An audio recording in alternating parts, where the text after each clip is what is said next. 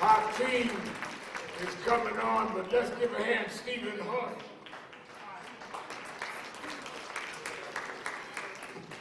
Let me say, and particularly you that are listening by radio or watching on Impact Television, that the chairman said something significant when he said there are now 60 members of the Black Caucus, and that's the major block in the Congress. And we talk about we don't know what we have to vote for. That we have to maintain that block and maintain. People ask me, who are you for, Rev? I say, I'm for us. I'm not going to vote in November for Biden or Trump. I'm voting for my grandson. And I'm going to vote for who's going to do the best thing for him. That's the race. The race is not between two old white men. The race is who's going to help us. You know, Hakeem come out of Brooklyn like I did. I went to Tilden High School. What high school did you go to? He went to Midwood.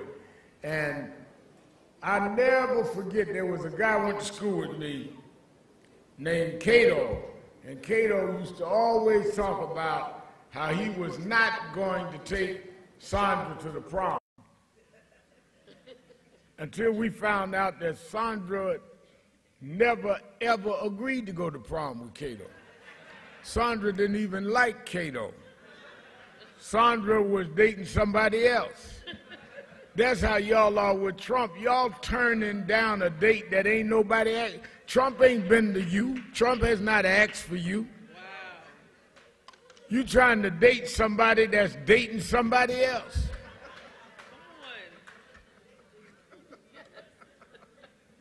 I mean, Negroes run around like they choosing something that is already chosen to focus. He's telling y'all, I'm on the other side. I'm against affirmative action. I'm against women's right to choose. I mean, what are y'all trying to date? Do y'all have that much insecurity in you that you chasing somebody that's running from you? And Michael Hardy waving his hand. I'm not endorsing nobody. I'm just talking. That's what preachers do, Michael Hardy. That's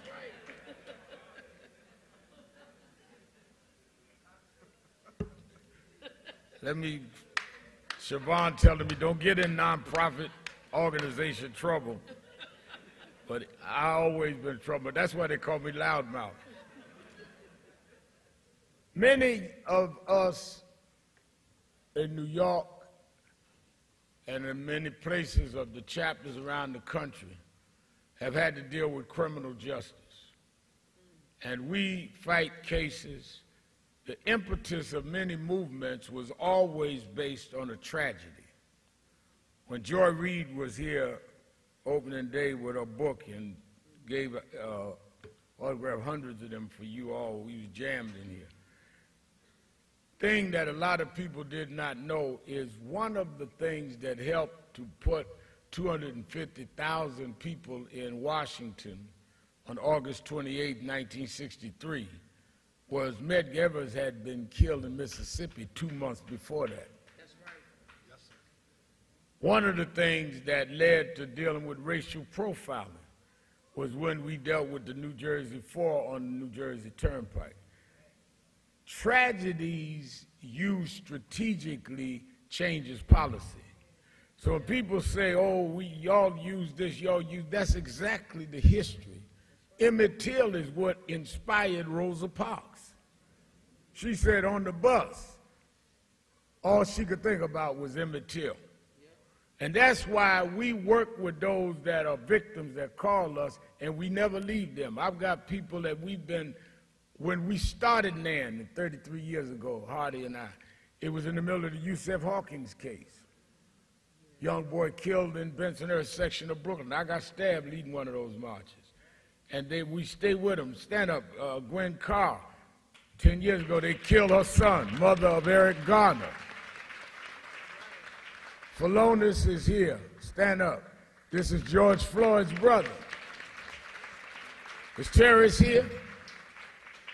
So we have families. We brought in from around the country. You saw a lot of them yesterday when Ben Krupp did his panel. But one of the things that I want to bring as I bring on our majority leader, soon to be speaker, is that when he was a young man studying for law, there were 5 young men falsely accused of raping and beating a white woman in Central Park. And they coerced those young boys into signing confession. One of their mothers, Siobhan, called me and said they did not do that. My son wouldn't do it. And believing in her, I, Reverend Daughtry, just a few of us, will go down to the courthouse and march for the Central Park 5. They called us all kind of names. They did cartoons against us.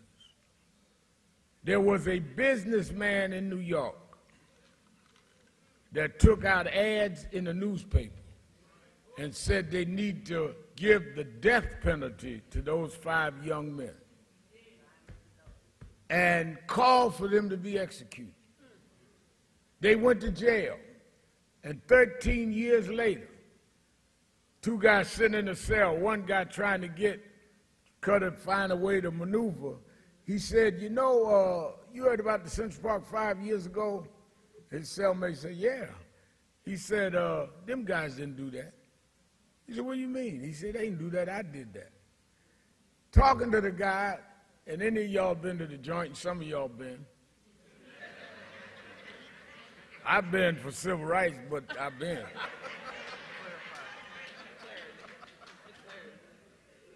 He trying to figure out, now how can I use this to get out? So he told the authorities, my cellmate told me he did the Central Park thing 13 years ago. Mark, they took the DNA of the guy and it matched the white woman that they beat in Central Park. And they had to let them out of jail and pay them damages, which means, Siobhan, they always had the DNA. One of them, who was the oldest, did the full 13 years. And his mother stayed with him. When he got out of jail, he couldn't get a job. Where you going? Done 13 years in jail for rape. And we looked everywhere to get him a job. I said, I'll tell you what, you work right here at NAN. He worked here 3 years till he got his settlement.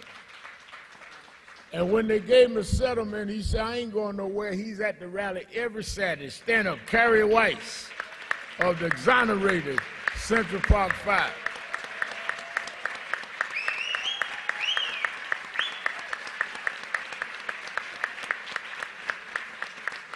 Carrie Weiss and Yusef Salaam, who is now the city councilman, went to jail with him. And Yusef's on his way. I bring them up in introducing Hakeem because Hakeem, 2 days from now, at the same courthouse that they arraigned Carrie Weiss and the other 4, at the same courthouse that Daughtry and I and Lombe Brad, a couple of us, marched for the Central Park 5. That same businessman that took out ads that called for them to get the death penalty got to walk in that same building and go on trial.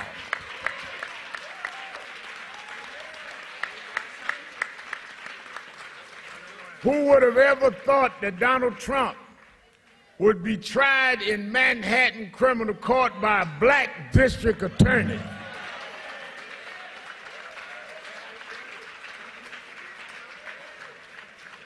Then gonna be tried in Atlanta by a black woman district attorney. Then going to Washington in front of a black woman judge.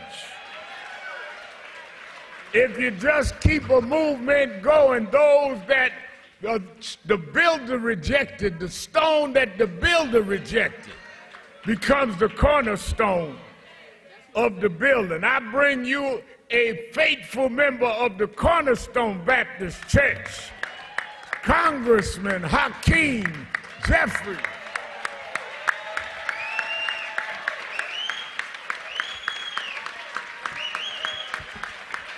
Good morning, good morning.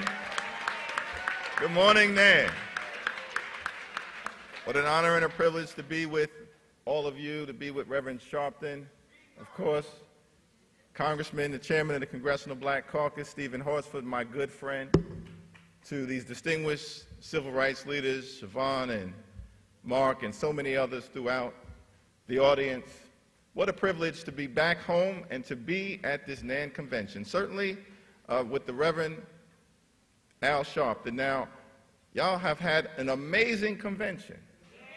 An amazing convention. I saw that Alicia Keys was here. Joe Scarborough even preached the word. Whoopi Goldberg was here. So I'm looking at this, we're in Washington. I said, I better get to the NAN convention before Rev revokes my membership.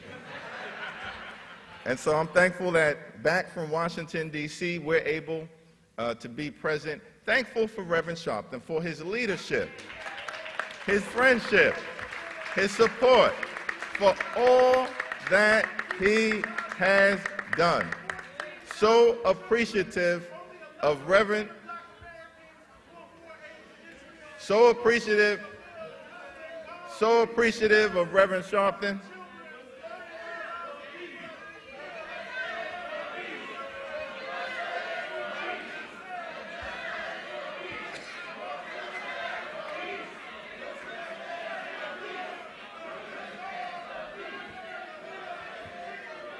So appreciative of Reverend Sharpton. Reverend Sharpton mentioned he's from Brownsville. He's done so much for so many people over the years. One of the reasons why I think Reverend Sharpton has been so successful in delivering on behalf of the American people is not just his intellect, his heart, his soul, but Reverend Sharpton was raised by people who knew how to get things done. He was mentored by folks like Shirley Chisholm, mentored by the late, great Dr. Bill Jones. And of course, he was mentored by the great James Brown, the godfather of soul. Now, isn't it ironic that James Brown was known as the godfather of soul, and Al Sharpton is a champion of taking our souls to the polls in order to get things done and continue to progress for the American people. A voice for the voiceless, a defender of the disenfranchised, a civil rights champion, a powerful, profound, prophetic, principled preacher. We're thankful for Reverend Sharpton and all that he has done to bend the arc of the moral universe toward justice. Thank you, Rev. Now, as Rev mentioned, I've been a part of NAN for a long period of time.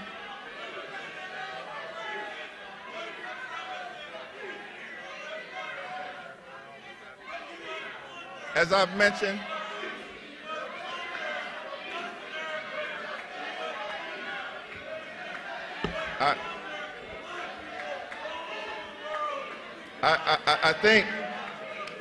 I appreciate folks exercising their First Amendment rights, but we're not in session in Washington, so I got all day. I got all day. I got all day to be with my NAN family. So, let me say this. This is our third day of the convention. We done had the governors, 3 governors, all kind of white officials, and none of you paid rent-a-toms disrupted them. So any of y'all got something to say, jump up now while I'm up here, because I'm going to show you something. You going to wait till we get a man on his way to be speaker to have a fit. You didn't say nothing when these major whites was up here. Jump up here right now. You got guts when a black man stand up. We had Biden here, you had nothing to say. You bunch of rented Uncle Toms.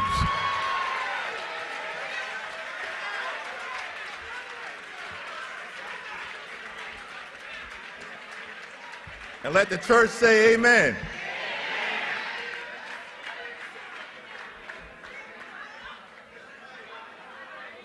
It's an honor to be here. Over the years, I've been here as a young lawyer. I've been here as a member of the New York State Assembly. I've been here as a member of the United States Congress. It's an honor to be back today before you as the highest-ranking Democrat in the United States Congress. But God, thanks to all of you and the American people. Some people were in disbelief. I got back home. I recall a time on Fulton Street, I ran into somebody.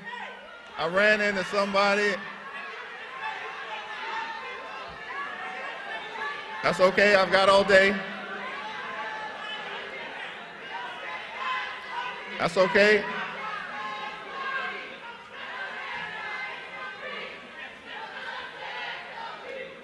That's okay, we got all day. And I don't answer the man, I answer the Almighty God. Almighty God. Now,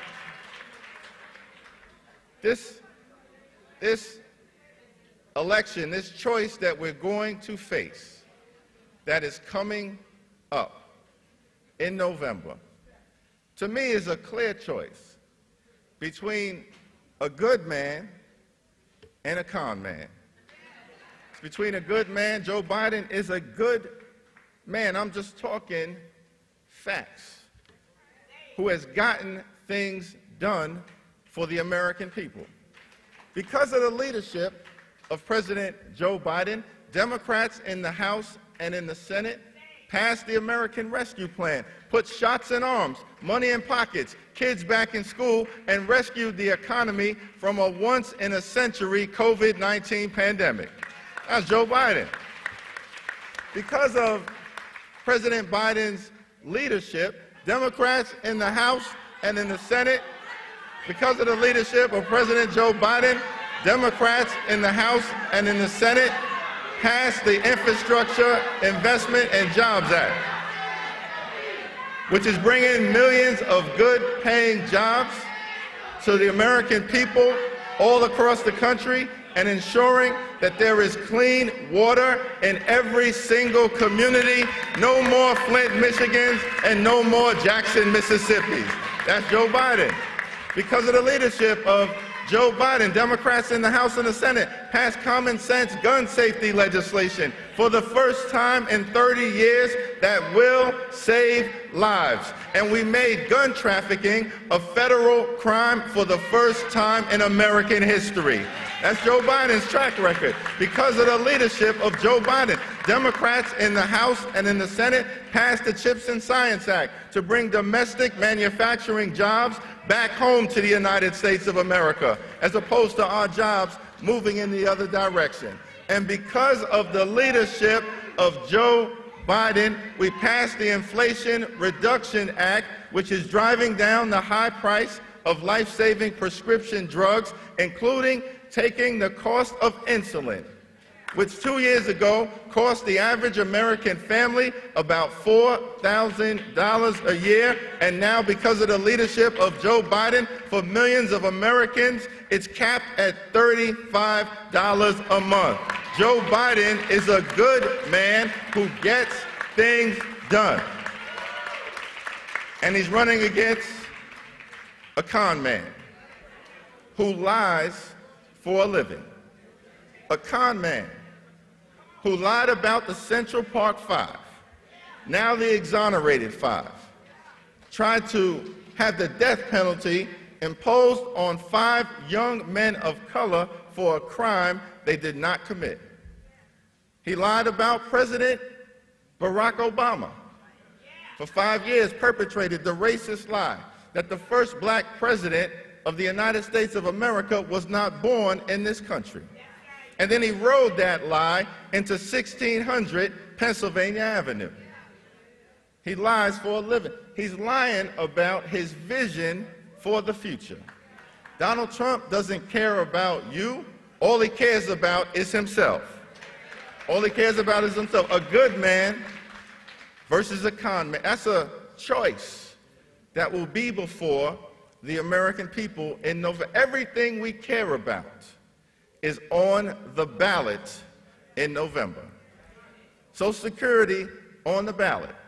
Medicare on the ballot. The Affordable Care Act on the ballot. Criminal justice reform on the ballot. A woman's freedom to make her own reproductive health care decisions on the ballot.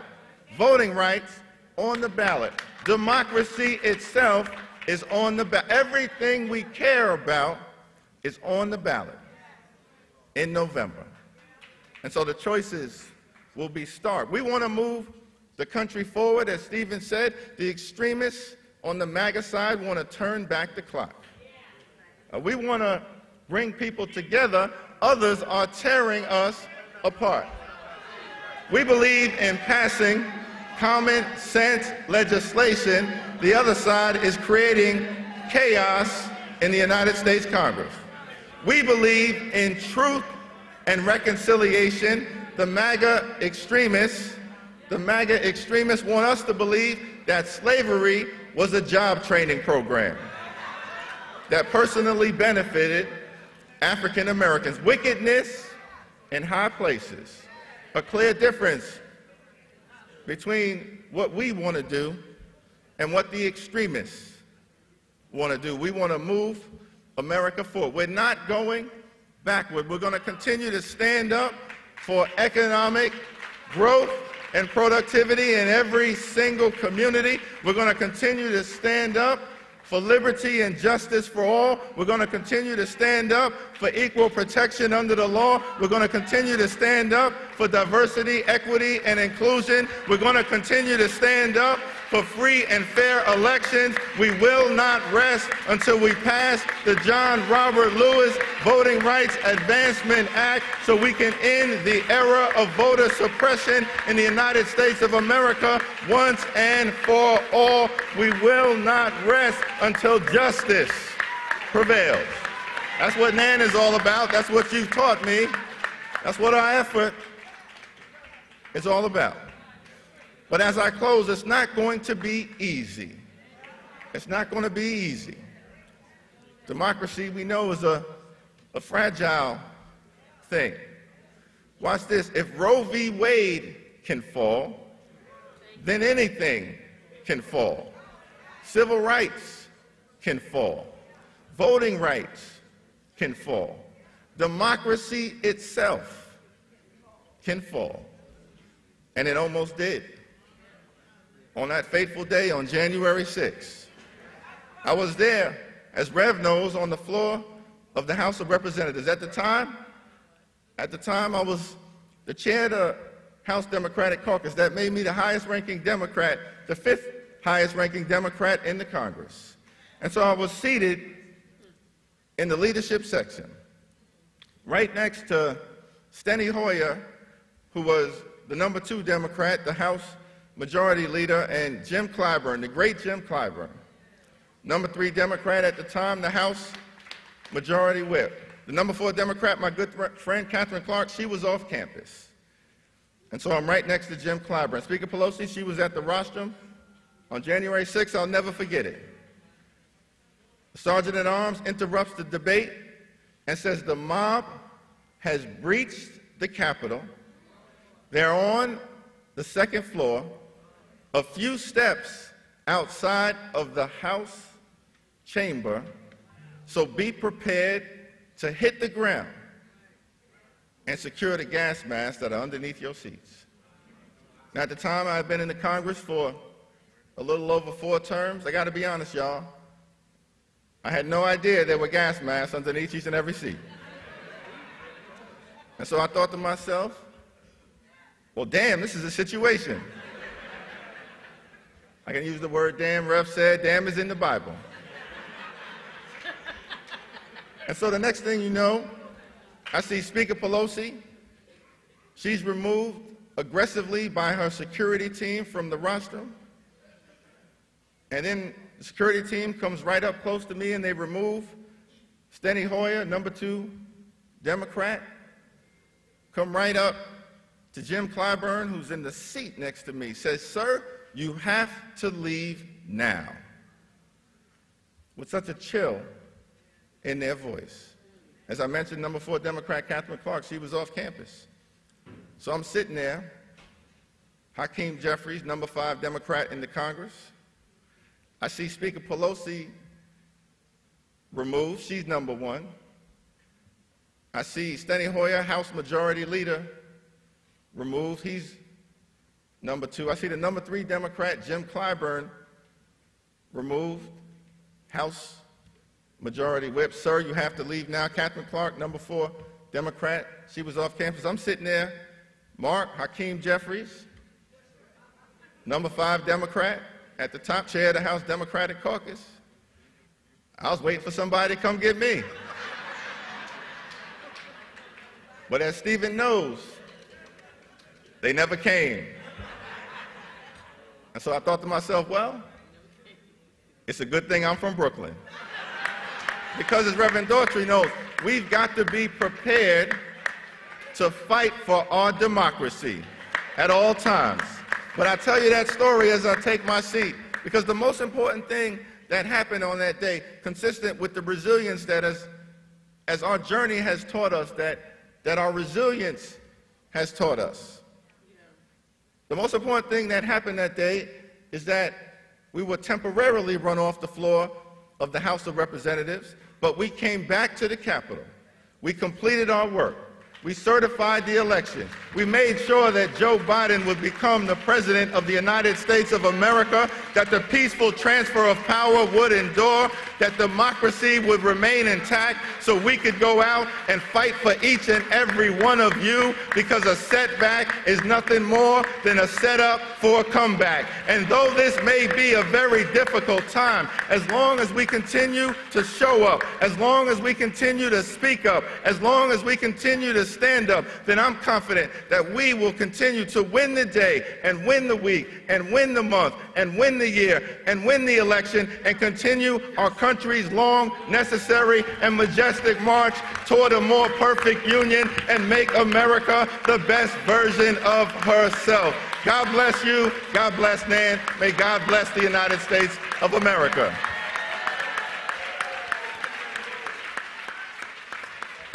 Hakeem Jeffries.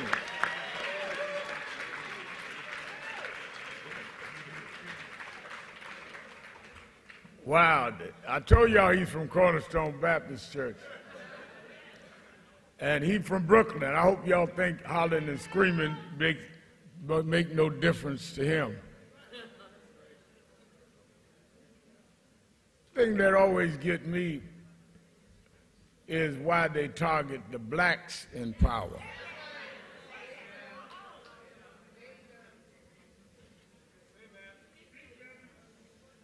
And it's always folk, you know, we march and rally Gwen Carr more than anybody out here.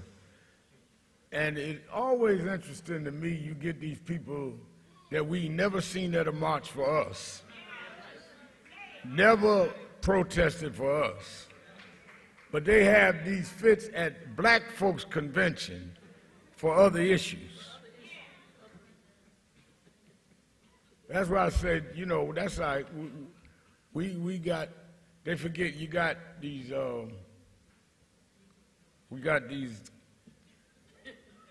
I won't say it because Hardy really get upset. I would just say we will find out who they are and make sure that they are informed how you do not come in National Action Network acting like that. We pay for this space, so you are now liable for disrupting my proceedings. But didn't the audience stand up and clap for our speaker to be? Yes, sir. Hakeem Jeffries. Give him another hand.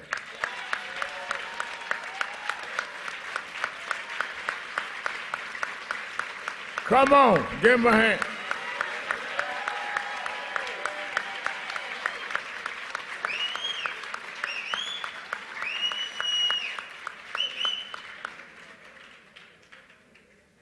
We always, on the Saturday Action Rally of our convention, hear from our civil rights colleagues that lead national civil rights organizations. We're going to let the chairman and the speaker-to-be make their exit as we get ready to have our Measure the Movement. And we call it Measure the Movement so we know where we are and where we're going. Derek Johnson, the president of NAACP, was here for 2 days because he couldn't be here Saturday, but he was here both for the ministers yesterday panel and the president's speech, and the day before came to the dinner because he couldn't be here. But we're going to start. Let's bring everybody up. Let's